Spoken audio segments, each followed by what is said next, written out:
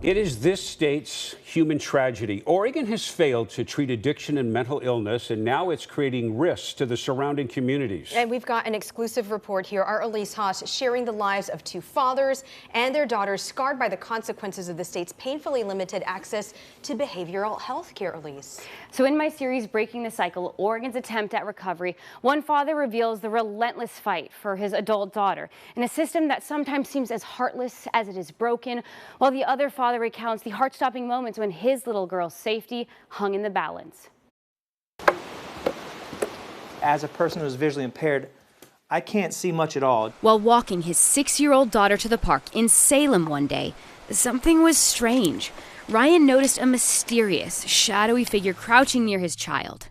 This unknown person Ryan is referring to, he now knows is a woman named Alexa Garris. Despite all of his efforts to try and get away, she continued to closely follow them.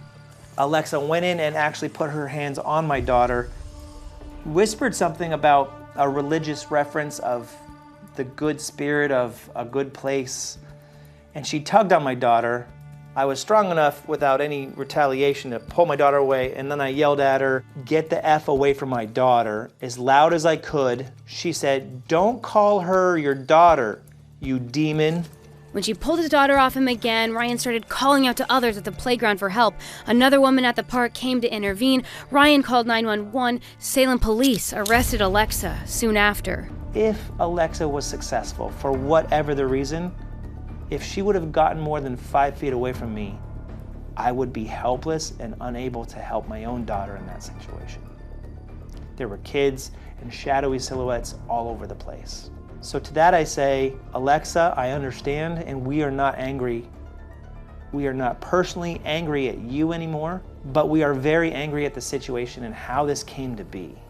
What led this woman, Alexa, to this moment? She started out like most kids. As a little girl, she was very intuitive, very loving, very interested in life and people, very interested in the outdoors. Dan Garris is Alexa's father. Growing up, Alexa had a keen desire for helping others. Dan loves reminiscing about those early years, before things went dark. As a teenager, Alexa spiraled into drugs, getting caught in dangerous situations that subjected her to serious trauma, later leading to severe and persistent mental illness. From 15 to 32, we've been advocating for her, trying to support her in a variety of different ways as we've sort of tried to navigate the mental health system in Oregon. And that's been a trial. Alexa has multiple diagnoses: addiction, severe post-traumatic stress disorder, and schizophrenia. People with severe mental illness, oftentimes I would say, find themselves out on the streets and have no place to go. And it puts them at great risk. They're very vulnerable out there, and our daughter was one of those people, and we feared for her all the time, so we advocated for her. Though Alexa would run away, the Garrises fought tirelessly to find their adult daughter and get her into treatment. Alexa entered into kind of a revolving door of hospitalization, either at the Oregon State Hospital or at an acute psychiatric facility. She'd enter in and then she'd discharge without a real solid plan for her. For nearly 2 decades, this pattern repeated. Mental health facilities stabilized her, then discharged her to a hotel. Emergency rooms would take her in, then send her to the streets. This cycle led to continued episodes of mental health crises in public. It makes me feel angry. It makes me feel frustrated. It makes me feel sad. Even while Alexa was still having delusions at a private mental health facility, Dan says that she was released against his wishes. And that's where these stranger stories collide. And within 3 weeks to a month, she was arrested in a park because she had entered into another delusion where she thought she needed to protect a young child. And she took the child by the hand and walked her a certain distance, and she got arrested for kidnapping. And I think there's a causal connection between the premature discharge at this facility and her getting arrested. My daughter was almost taken away from me. Ryan says the state not only failed his daughter that day, but that the state has long failed Alexa Joy Garris. Other people on the playground now saw that person as a labeled bad wolf, when the whole world has no idea she has a bunch of other things to consider. I've never met her or her family, but I can guess that she's a daughter. I have a daughter, which means there's another parent out there that's worried about his daughter just as much as I'm worried about my daughter. And I worry about Alexa, and I have a pain in my heart for her parents. Dan says this criminal conviction further complicates getting his daughter Alexa help. Because now she's viewed differently. She's kind of viewed, now she's in the criminal system. She's viewed as someone who's, done a deviant thing. And what she did was wrong, but she did it under a delusion. So it complicates things because we don't really know where to go from here at this point in time. She's in a placement where she can stay for now. If that fails, where can she go next?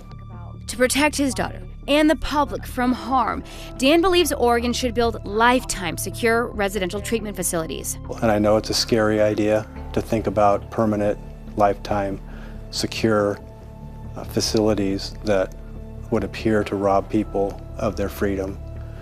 But above all, I need her to be safe. I don't want her out on the streets. As the primary caretaker for Alexa's now 10-year-old daughter, Dan wishes for a safe space for his granddaughter to visit her mom. She's someone who, at this point in her life, right now, is not going to be able to live independently. And there are others like that. And so there has to be a place where people can land that's secure. Dan hopes the state can create dignified environments with round-the-clock care for the severely mentally ill. Ryan thinks the state needs to step in when people can't care for themselves. It's not just the bad wolf on the playground.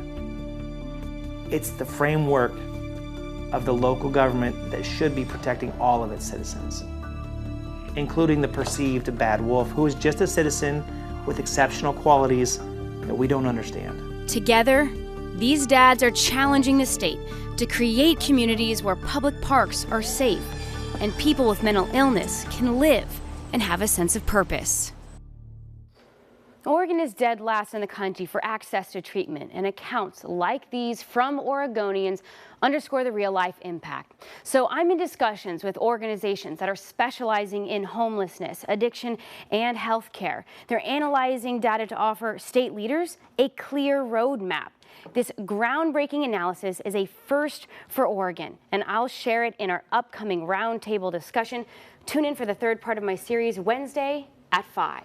How powerful this was, this report, to see two perspectives on this young woman's life, from her father to the father of another little girl who was affected by all this, and how he understands what the other father is going to. That was powerful, powerful to see that. The compassion, I think, goes a long way. And when it comes full circle like that, and you see how they really are aligned, even though they looked like they were on opposite sides. And that's why we need to start working together in that direction. Absolutely. On that note, we know that Portland police are looking into a report from about a week and a half ago here in Portland, where there's a report of a woman who appeared to have a mental health crisis, tried to abduct a child from their dad. And so they're looking into that. Different city, very similar tones. Right, exactly. About a week and a half ago, Cooch Park, a woman almost kidnaps another little girl. And this is what we're talking about here. When the state doesn't adequately supply mental health treatment, this will play out in the public sphere, and nobody wins in these scenarios. Well, the title of your 6-part series, Breaking the Cycle, and you see